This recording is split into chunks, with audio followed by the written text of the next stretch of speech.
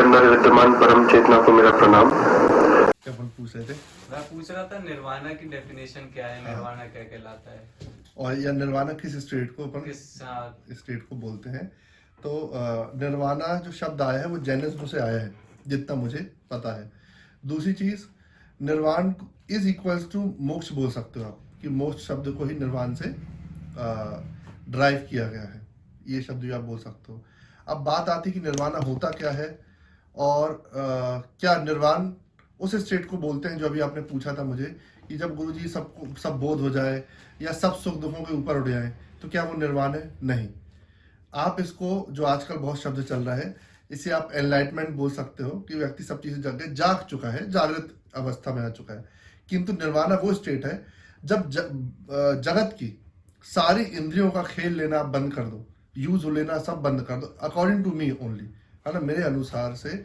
जब आप इस शरीर की सारी भोग विलासताओं को लेना बंद कर दो, आनंद, सुख, दुख, धूप, गर्मी, भूख सब खत्म हो जाए आपकी, और सबके ऊपर आप आ जाओ, इसके बाद भी आप रह जाओ, विदाउट फूड भी आप रह जाओ, विदाउट पानी भी आप रह जाओ, विदाउट बॉडी भी आप रह जाओ, दैट इज कॉल्ड निर्वाणा। तो फिर समझे महाराज, फिर ये कैसे निर्वाण होगा? तो वही है जो मोक्ष में कहते हैं कि मरने के बाद ही मोक्ष मिलता है। तो एक ऐसी स्थिति कि जब आप जीते जी मर जाओ, कि आप अपने शरीर की सारी ख्वाहिशें खत्म करने योग्य हो जाओ, कुछ भी ना बचे, चाहे वो भोजन से रिलेटेड हो, चाहे आपकी काम इंद्री से रिलेटेड हो, चाहे नींद से रिलेटेड हो, हर चीज में आप उससे ऊपर उठ चुके हो। अब 10-15 घंटे नींद तो छोड़े, 10 दिन भी नींद ना दी जाए तो भी आप तैयार हो, टेम्परेचर 50 के ऊपर जाए तो भी तैयार हो, -40 जाए तो भी तैयार हो, आप तैयार हो। आपके शरीर की तो हम बात ही नहीं कर रहे। जब आप इस लेवल में जाओगे कि आपका शरीर आपको परेशान ना कर पाए, आपको ड्राइव ना कर पाए, तब आप निर्वाण में पहुंच जाओगे। अभी आपका शरीर आपको ड्राइव करता है, मतलब समझे, उसको समझे कि आपके शरीर में अगर हम सुख दुख देते हैं तो आपके दिल और मस्तिष्क में आघात होता है, विचलन आती है। दुख दे रहे हैं आपके शरीर में, ब्लेड पड़ी आपके शरीर में, चूहे ने, चींटी ने काटा आपके शरीर में, और दर्द आपके दिल और मस्तिष्क को भी हो रहा है। मतलब आपका शरीर आपकी आत्मा को भी ड्राइव करता है, लफड़े में लाता है, परेशानी क्रिएट करता है। तो अगर ऐसा स्टेट आपके हो जाए कि आपका हाथ कट रहा है पर यू आर स्टिल हैप्पी, आप बस बैठे हो, आपको टेंशन नहीं हो रही, देन आप कह सकते हो निर्वाण। क्या मैं या किसी को मैं निर्वाण स्टेट में देखा? यहाँ के लोगों तो किसी को नहीं देखा, ना मैं निर्वाण में हूँ।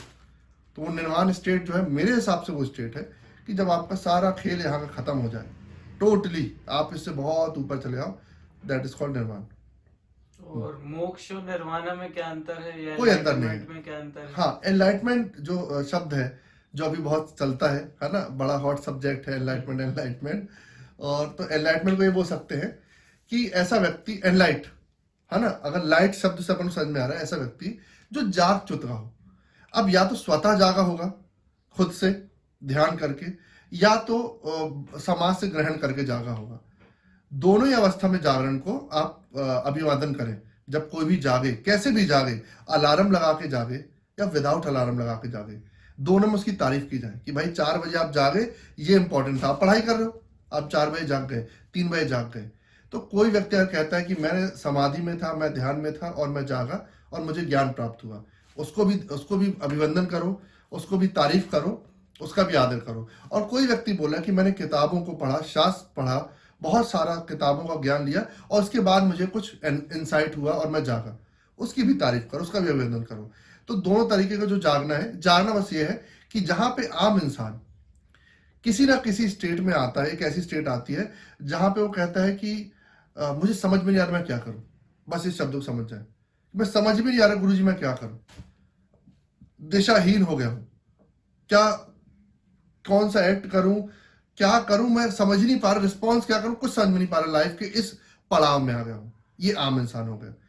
ये पड़ाव को ही बहुत पीछे फेंक देने वाले व्यक्ति को आप एनलाइट बोल सकते हो, कि हर समय उसका एक टॉर्च है, कि किसी भी अवस्था में वो बोले अपने ज्ञान की टॉर्च से वो बोलेगा नहीं इस अवस्था में ये कर लेते हैं, खुद के लिए भी, दूसरे के लिए तो बात ही नहीं कर रहा हूं, खुद के लिए भी।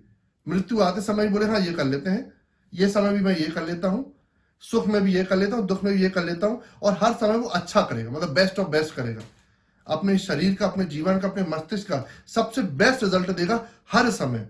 और उसके पास ना नहीं होगी, उसके पास किसी भी प्रश्न की कमी नहीं होगी, किसी भी प्रश्न की कमी नहीं होगी। इसका ये मतलब नहीं कि वो कुछ भी बोलता रहेगा, कुछ भी आलतू फालतू बोलेगा, नहीं नहीं नहीं, उसके अनुभव से उसके जीवन के लिए सारे उत्तर से मिल चुके होंगे, दैट इज कॉल्ड एनलाइट पर्सन। पर क्या एनलाइटमेंट जो बींग्स होते हैं क्या वो गॉड है? बिल्कुल नहीं है, क्योंकि ये बहुत ऐसा कनेक्ट है। जैसे ही कोई शब्द बोलते हैं enlightenment, Guru ji you are so enlightenment, तो वहां पे सीधे सीधे गुरु जी कॉल आउट के अच्छा भगवान बोला जा रहा है सोच लिया जाता है, ऐसा नहीं है ना। भगवत और भगवान होना, तो मैं सबसे बोलता हूं हमेशा कि अगर मैं भगवान हूं या आप भगवान हो तो दोनों एक ही भगवान होंगे। मतलब अगर जितना 10% में 10 ग्राम मैं भगवान हूं तो 10 ग्राम आप भी होंगे, अन्यथा ना मैं भगवान ना आप भगवान। तो ऐसे कोई भी गुरु जी बोले कि वो भगवान है तो समझ उनके शरीर में उतने ही भगवान है। एनलाइटमेंट बस व्यक्ति जो है वो वेरी इंटेलिजेंट से ऊपर का भी जो भी शब्द आता है उसको आप वो बोल सकते हो, पर उसका भगवान सत्ता से लेना देना नहीं है कि वो भगवती उतार गई। क्या भगवती उतारती है? श्री रामकृष्ण परमहंस जी। तो वहां पे एनलाइटमेंट से लेना कोई देना नहीं है कि व्यक्ति के पास सारे ज्ञान हो, सारा शब्द हो, है ना। रावण महर्षि जी कि नहीं होगा, बिल्कुल होगा। मुझे नहीं पता कि उनके पास कितना ज्ञान था, सागर थे वो, मेरी मुलाकात नहीं हुई, मैं उनको किताबों के द्वारा जानता हूं। पर जो दृष्टांत, जो एनर्जी उनकी दिखती है, उसको उनको प्रभुत्व बोलते हो कि स्वयं काली बन गए वो भगवान बन गए, वो उस स्टेट में हो गए, फिर शरीर में नहीं समाते, फिर जल्दी मृत्यु हो जाती है। यहाँ पे लोग प्रश्न करते हैं कि भाई जी रामकृष्ण परमहंस को कैंसर हो गया था, उनको कैंसर हो गया था, किसी संत को ये हो गया था, विवेकानंद जी को इतनी सारी बीमारी हो गई थी, वो तो एनलाइटमेंट थे, उनको क्यों होगा? वो तो एनलाइटमेंट थे।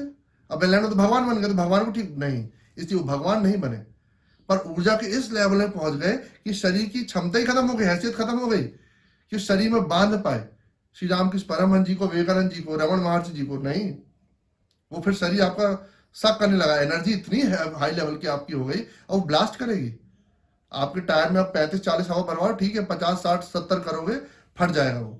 तो ऊर्जा का जब बहुत ऊर्ध्वगामी होने लगती है ऊर्जा, तो शरीर, इसलिए अध्यात्मिक जो गुरु लोग होते हैं बहुत जल्दी देह का त्याग कर देंगे, या उनका देह बहुत सूखने लगेगा, बहुत जल्दी बूढ़े हो जाएंगे।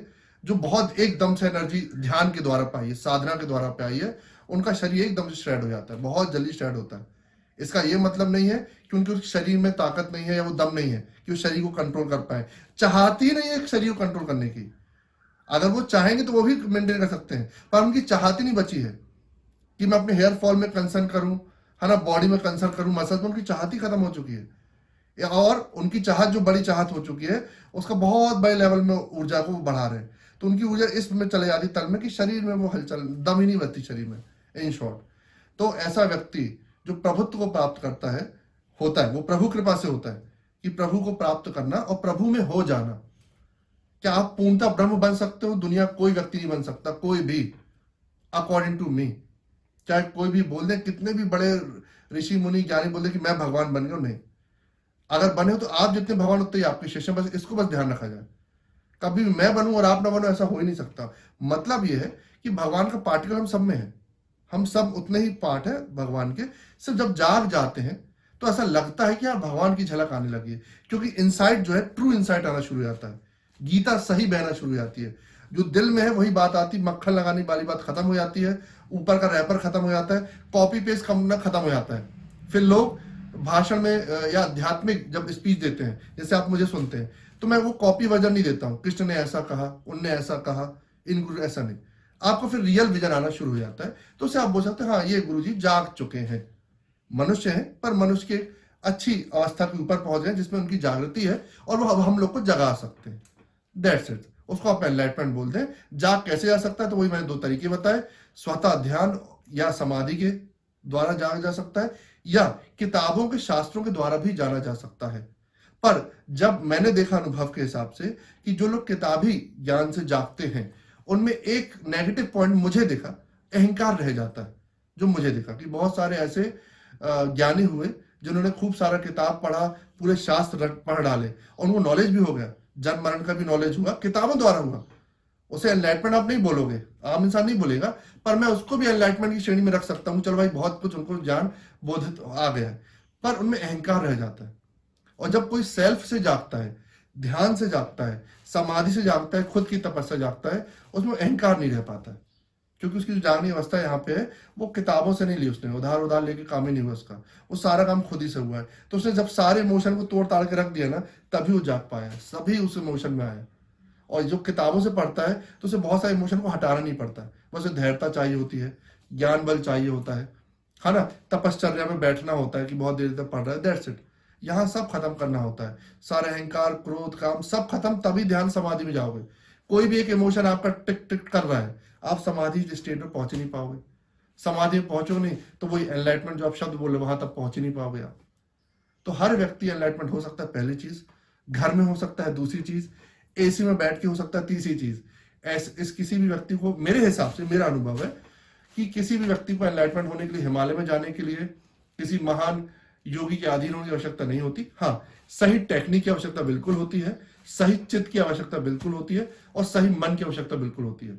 सही टेक्निक मतलब किस पोस्चर, किस आसन में अपन बैठे कि जल्दी से आराम से समाधि में पहुंच पाए।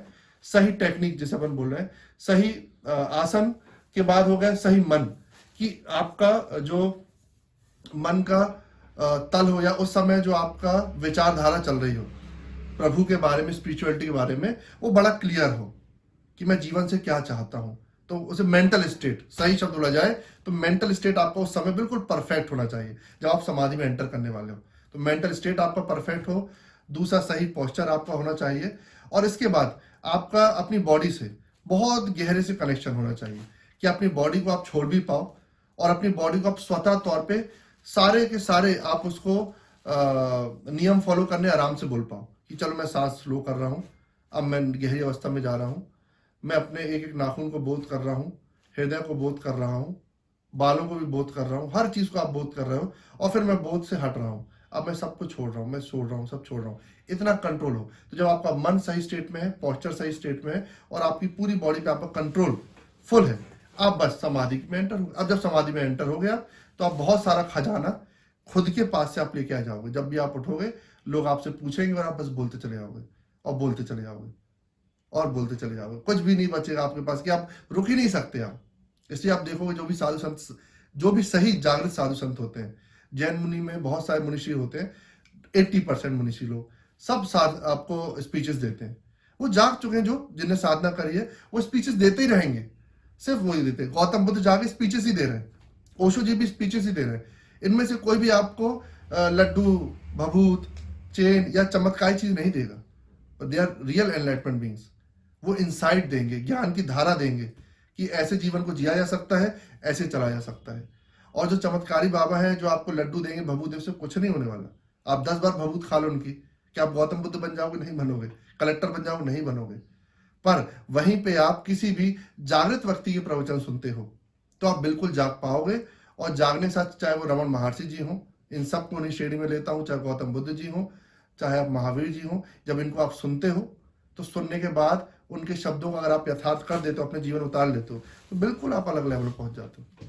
या मुझे आप सुन रहे हो, है ना, मैं उनकी कैटेगरी की बात ही नहीं कर रहा हूँ। मैं किस कैटेगरी में, कोई नहीं कैटेगरी, कोई कैटेगरी नहीं। पर अगर थोड़ा भी मेरा ज्ञान है और आप मुझे गुरु माने और उस ज्ञान को भी आपने फॉलो करा, तो यहाँ से आप बढ़ गए। और आपको महाज्ञान आपको बोध हो रहा मुझसे या किसी और भी जगह से, तो आप उसको बस फॉलो अगर आप करते हो तो आप उस स्टेज में पहुंच सकते हो। पर अगर मैं, मेरे पास रोजा मैं कोई लड्डू दूं, भभूत दूं, उससे कुछ नहीं होना। पर जो ये दे रहा हूं, इससे बहुत कुछ होगा, और हो रहा है लोगों का, और होते भी चला जाएगा। तो हर व्यक्ति को जब भी जो जागा होता है या जो भी थोड़ा भी जागृति होती है, तो वो स्पीचेस ही देता है, और अपने अनुभव के तौर पे। और वो अनुभव जो व्यक्ति को पाने में 40 साल लगते हैं, एनलाइटमेंट बीइंग को पाने में 40 मिनट लगते हैं, 1 दिन लगता है। वो अनुभव जो आप 40 साल के दुखों के बाद पा पाओगे, वो एक ही अवस्था में पा पाता है। यही एक उसकी प्लस चीज हो गई कि उसकी टॉर्च बहुत दूर तक की है, कि आपकी गाड़ी की जो टॉर्च है वो 10 फुट 20 फुट देख पाती है, एनलाइटमेंट बीइंग की जो टॉर्च है वो 100 200 फुट देख पाती है। तो इसलिए वो बहुत दूर का आपको दिव्य दृष्टि होकर कहते बता पाता है कि भाई देखो, ऐसा करो तो ऐसा होगा, विवाह करोगे तो ये प्रॉब्लम आएंगी, ये करो तो विवाह हुआ नहीं उसका, पर वो भी बता पा। बच्चा हुआ नहीं उसका, बच्चे में वो बूढ़ा नहीं हुआ है, पर बोले तब तुम्हारा बढ़ापा आएगा, तुम्हारे साथ ये घटना घटेगी, वो ये सब बता पा रहा है। जो कि अभी बूढ़ा भी नहीं हुआ, विवाह भी नहीं हुआ, बच्चा भी नहीं हुआ, तो कैसे बता पा रहा है वो। और ऐसी बहुत सारी चीजें, भगवान के बारे में, शरीर के बारे में, स्वास्थ्य के बारे में, सांस के बारे में, हर चीज के बारे में आपको बताएगा, जो खुद से जाग चुका है। तो क्या करें? ध्यान करें, खुद भी जागें। जागे हुए लोगों को सुने, ठीक है, कोई बुराई नहीं है, पर खुद जागने की पद्धति में मेहनत करते रहें। सदैव जागे लोगों को सुने, पर खुद भी जागना है, इसका इंपॉर्टेंस रहे।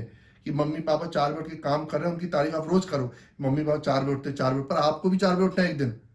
ये बस जीवन भर तारीफ ही नहीं करना कि 4 बजे उठते, 4 बजे उठते, बिल्कुल अच्छी बात है, पर आप भी 4 बजे एक दिन उठो। जैसे कि मैं भी तारीफ करूँ, भैया आप भी 4 बजे उठ जाते हो, तो ऐसे ही जीवन में भी चित्त को भी अपन को उठाना है। दूसरों के चित्त की तारीफ बिल्कुल करो कि वाह क्या बात बोली नानक देव ने, क्या बात बोली गौतम बुद्ध जी ने, बहुत अच्छे अच्छे एनलाइटमेंट बीइंग ने, सबकी तारीफ करो। जिनमें जो भी खूबसूरती पाई है तारीफ करो, प्रणाम करो उन ऊर्जाओं को, और खुद के अंदर के बैठे भगवान को, और जिनसे भी आप मिलते हो अपने से बड़े गुरुजनों को, उनसे आशीर्वाद भी मांगो कि मैं भी ऐसा ही जाग जाऊं, अहंकार के कारण नहीं, ज्ञान के कारण, कि जो रस आप लोगों ने प्राप्त किया मैं भी प्राप्त करूं और फिर मैं उड़ेल पाऊं। दूसरा काम कि जैसे ही आप जागो, दूसरा काम ही आपका सेवा करना, उड़ेलना। और अगर आप जाग की बात उड़ेल नहीं पा रहे तो आप तो जागे नहीं हो, फिर वो झूठ है। और जागे होगे तो आप उड़ेलोगे उड़ेलोगे। अगर आपको पानी भर गया ना ज्ञान से, बिना बहाए रह नहीं पाओगे आप। आपको लगेगा मैं कुछ ना कुछ लोगों को सिखाता रहूं, आपके आसपास जो भी गलतियां होंगी, कोई गलत करेगा, आप नहीं सह पाओगे। उनको अपने अच्छे शब्दों से, अच्छे भावनाओं से आप उनको कोई ना कोई शिक्षा देते ही रहोगे। अब ये कर लीजिए, अब ये कर लीजिए, ये गलत है, ये गलत है, कुछ ना कुछ आप अपना देते रहोगे, और सही दोगे बिल्कुल। और वो बिना बायस्ड होके दोगे, जो अपन बात कर रहे थे, बिल्कुल समतल में आप दोगे।